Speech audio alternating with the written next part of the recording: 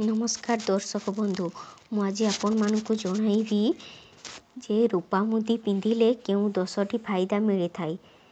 आपण माने जानिछंती कि डाहाण हाथ रे जदि आपण रूपा मुदी पिंधुछंती पुओ माने डाहाण हाथ एवं स्त्री लोक माने बाम हाथ रे जदि रूपा मुदी पिंधुछंती ताहेले आपण आपणकर प्रतिटी कार्य रे आपण जययुक्त हेबे। जेतेबेले भी आपणकर ग्रह माने अशुभ स्थिति रे रहिबे ताहेले एही रूपा मुदीटी पिंधिले अशुभ फलरू शुभ फल मिली थाए। अशुभ फल जगार शुभ फल मिली थाए। एही सबु कार्य रे जययुक्त रहिबे सामान्य एही रूपा मुदीटा पाई। तेबे चलंतु एही वीडियो माध्यम रे जानिबा केउ 10टी फायदा मिली थाए। जो माने रूपा मुदी पिंधुछंती से माने देखंतु आउ जो माने रूपा मुदी पिंधि नाहंती से माने भी देखंतु। जो माने पिंधिबा द्वारा जानी परिबे जे रूपा मुदी पिंधिले 10टी फायदा मिली थाए। तेबे बहुत लोक कहिबे जे आमे तो बहुत दिनरू रूपा मुदी पिंधुछु काई आमर तो किछि शुभ फल होउनी। देखंतु आज्ञा जो माने भी रूपा मुदीटी पिंधुछंती सठिक भाबरे पूजा करिकी प्रथमे मुदीटी पिंधंतु।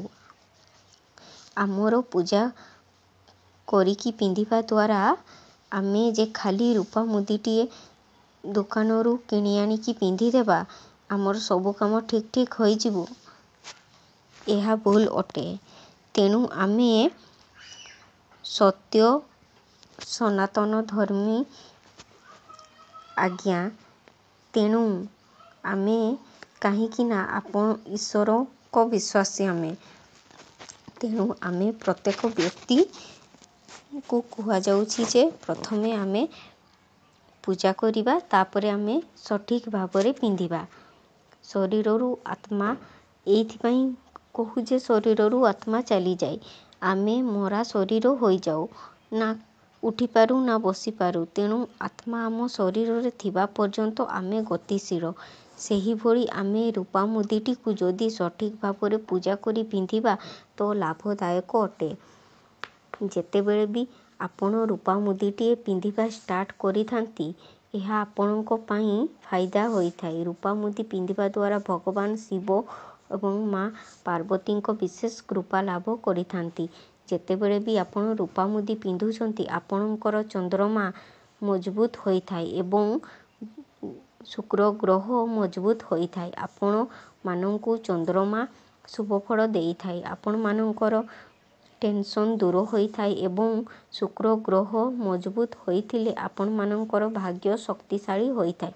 रूपा मुदी पिंधिबा द्वारा आपणको भितरे होउथिबा चंचलता दूर होई थाए। जदि आपण माने रागी लोक हेइथिबे ताहेले रूपा मुदीटी पिंधंतु। रूपा मुदीटी पिंधिबा द्वारा आपणको मनकु शीतलता प्रदान करि थाए। आपण मानको क्रोधरू मध्य नियंत्रण करि थाए साहाय्य करि थाए। जो माने चाहुछंती जे तांकर चंद्रमा मजबूत होउ बोली चंद्रमा विद्या एवं बुद्धि दिए सेति पई आपण एही रूपा मुदीटी पिंधंतु। तेणु विद्यार्थी मानंक पई एहा अत्यंत शुभ अटे।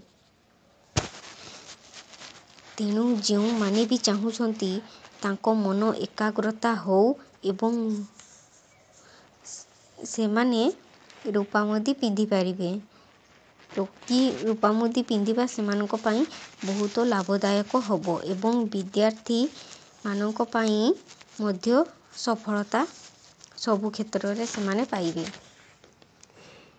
जो स्टूडेंट माने बा विद्यार्थी माने रूपा मुदी पिंधिबा पई चाहुछंती ताहेले से माने बुधवार दिन पिंधंतु। आपण मानक पई एहा शुभ रहिबो। रूपा मुदी पिंधिबा द्वारा आउ गोटिए कोन हेबो ना आपणको व्यापार रे उन्नति हेबो। कार्य क्षेत्र रे आपण लाभ हेबे। जोंठी काम करूछंती आपणकर काम रे प्रमोशन हो नाही ताहेले आपण एही रूपा मुदीटी पिंधंतु। देखिबे निहाती भाबरे आपणकर कार्य रे उन्नति हेबो। रूपा मुदीटी पिंधिले सबु क्षेत्र रे सिद्धि होई पारिबे। जो माने रूपा मुदी पिंधिबा पई चाहुछंती ସେମାନେ ନିଶ୍ଚୟ ପିନ୍ଧନ୍ତୁ। ଯେଉଁମାନଙ୍କର ମୁହଁରେ ବ୍ରଣ ହେଉଛି ସେମାନେ ମଧ୍ୟ ରୂପା ମୁଦି ପିନ୍ଧନ୍ତୁ। ବ୍ରଣର ସବୁ ଦାଗ ଦୂର ହୋଇଯିବ। କାହିଁକିନା ସାଇନ୍ସ ମତରେ ମଧ୍ୟ ଏହା କୁହାଯାଇଛି ଯେ ରୂପା ମୁଦି ପିନ୍ଧିବା ଦ୍ୱାରା ବ୍ଲଡ଼ ପ୍ରେସର